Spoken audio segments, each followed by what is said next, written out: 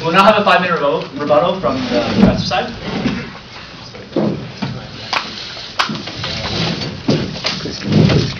Okay, my esteemed opponent, our esteemed opponents made the point that the savings of the university that we're gradually getting more sessionals isn't being passed on in lower tuition.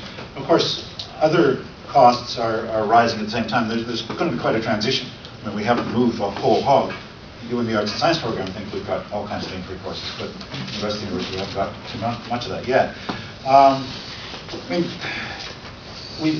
this was actually a point I wanted to make. When you have tenure, you get sort of awkward labor relations because you get this tension between the tenured people and the sessionals. Right? The tenured people get pensions and all kinds of perks like that. It's outrageous that these people should get that. And then the other group does not get that. So it's very tempting in any year's salary settlement and so on to agree to something for the tenured profs that the university doesn't really have to pay for now, like all kinds of generous things in the pension. If you've been following these stories about the government workers in the state of Wisconsin, like the same sort of thing. They've got now pensions that are so valuable that you'd have to stop all government services for 5 years to be able to honor those liabilities. So then, of course, that has to come out of the hide of the sessionals.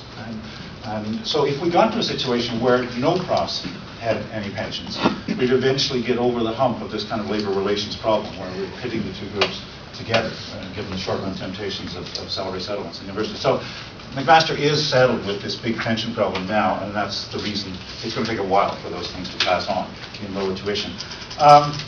It's even bad when pensions aren't in deficit, like they are now at MAC, and when they were in surplus, for instance, 15, 20 years ago, then the university employees and the central administration fight over who owns the surplus. If there's more there than is needed to pay the pensions for all the members, then the university wants to get its hands on that money. But it's not obvious who owns it, the participants in the plan or the university who fund the plan. So in fact, the professors sued the university here at McMaster some years ago when things were in good shape. And the outcome of all this was that a great big hunk of money was taken out of the pension to be divvied up to the president and the faculty. And so in the end, you see, even when it's good times and pensions are in surplus rather than deficit, the only real winners are the lawyers. And obvious, I mean, I can't think of anyone in the room who would contest the point that we don't want the income to go to the lawyers. So, yeah. Now, I think power relation, I mean, generalizing this last point, the moment you have these different classes of appointments, then there's these awkward power relationships. And tenured profs have so much power. You see, they can, especially if they're allowed to teach in the old-fashioned way, where they tell you exactly what you're going to learn. I mean, you still manage to find some of these dinosaur-type professors who insist that students use their own textbook and not read anything else. And, that sort of awkwardness would be gone. Other power relationships, like when you need letters of reference from profs. Some people have said if we had nothing but sessionals, it's very difficult to get letters of reference when you're finishing your university career because the sessionals you had a couple of years ago aren't here anymore. And so you just can't find anyone to write you a letter. But that, in fact, wouldn't matter anymore, right? Because with the inquiry-based learning, the employers know that the only thing any letter would say anyway is that the student had a good time doing what they wanted to do. And so that's a non-issue. And so the benefit would then be that you don't have this awkward power that profs have now over their students, that they can always withhold that good letter until the end. And so you got to strip that away from outrageous tenured professors. Finally, just this last thing about tenure. I mean, why do the sessional instructors aren't even on a tenure track appointment, so they can never get tenure? But tenure, why do we have tenure anyway? Well, in the years ago, it was to keep the king from firing the professors who said nasty things about the king. And remember, we're teaching things that the king wasn't all great. And so it's academic freedom, right? Well, I think that's kind of going by the boards anyway. I mean, just almost exactly a month ago, February 11th in the Star, so there's a long article about how two profs at the University of Ottawa are having all kinds of inquiries about their expense accounts, tracing them like a civil servant, for back 16 years, because these guys have been making all kinds of public statements about the government's treatment of Afghan detainees and so on. And then there was a quote that the Manning Center, set up by Preston Manning, was asking people, if you can find any profs that are telling you left-wing garbage, just let me know, and we'll set in motion these requests for information and just hassle them out of existence. So I mean, the tenure is overrated, right? There's other ways in which the government can wipe out these guys. and I quite frankly find it more depressing, because I read this, and I didn't feel very good that night when I read that. I thought, I don't want to think that this is going on in Canada. And I think it would be just better if nobody had tenures, so the government didn't have to do these devious ways of getting rid of guys. You just don't renew the contract. And so tenures really just become something that generates these negative externalities. It makes you feel kind of lousy in society. So I think we should just do away with it. And of course, if we follow the motion, we can just that. And I think that's a very good help.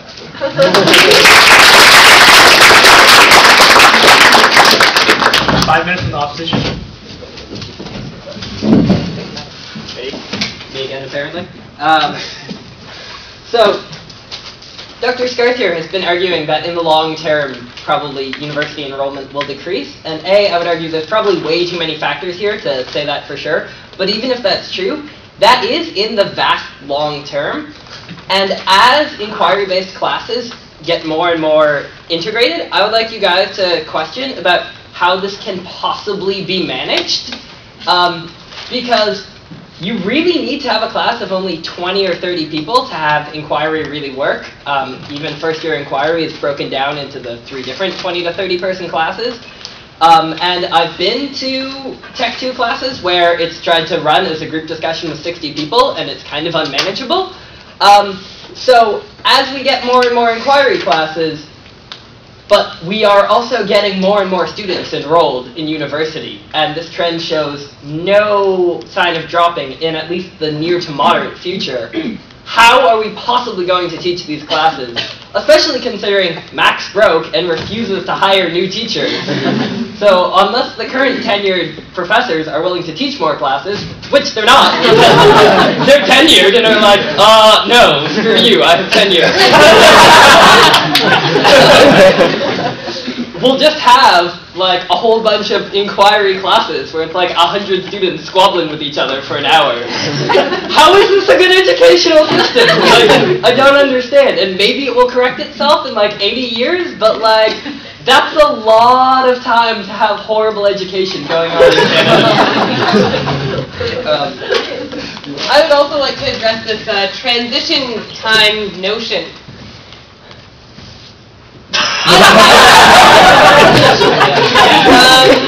I pay over $6,000 a year for tuition. I don't know what you guys pay. I think it's pretty similar for all of us, actually.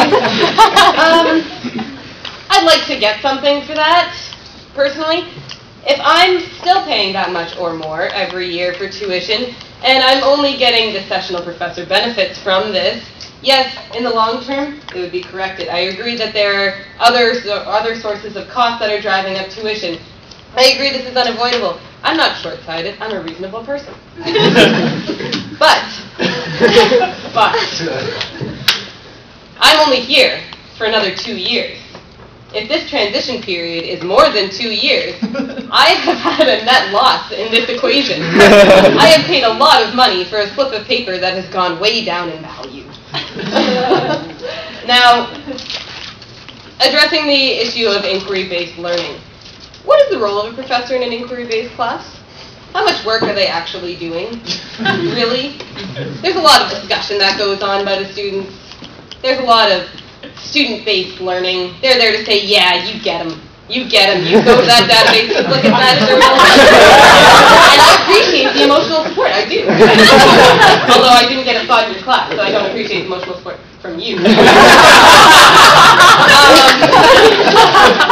But really, do I need to pay $6,000 a year for emotional support?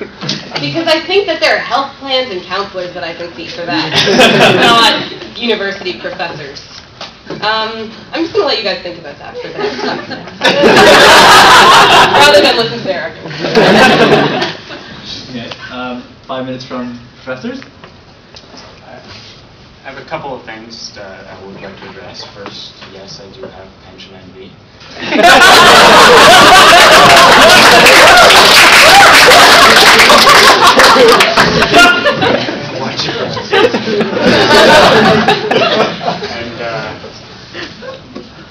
And, I hope you do all feel bad for me. Bay Street lawyers do have it tough. Economically, so. With respect to the argument about cost, I mean, I think it's absolutely silly for our opponents to continue to try arguing, although frankly I find it difficult to follow much of what they're saying. That the decreased costs in professors connected with the use of sessional lectures doesn't have a cost in the education. I think it's a clear corollary, and Dr. SCARTH has pointed out to it that sessional lectures are cheaper, and therefore that student tuition costs are lower. Not necessarily that they're going down, but that if everyone became tenured and I was being paid what I'm worth, your costs would go up. So instead of sitting there and attacking my existence, I'd rather you just said thank you.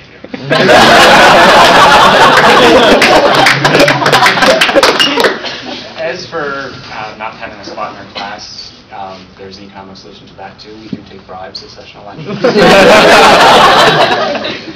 Requires a bit of creativity.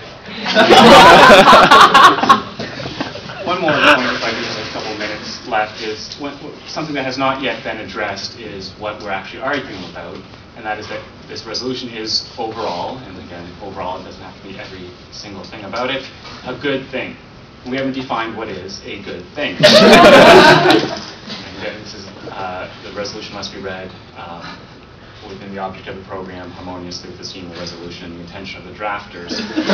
And the program's goal, I think, is quite clear, is that to promote education more broadly. And what is education more broadly? What is this good thing? Well, I've gone through the internet and taken available on www.google.com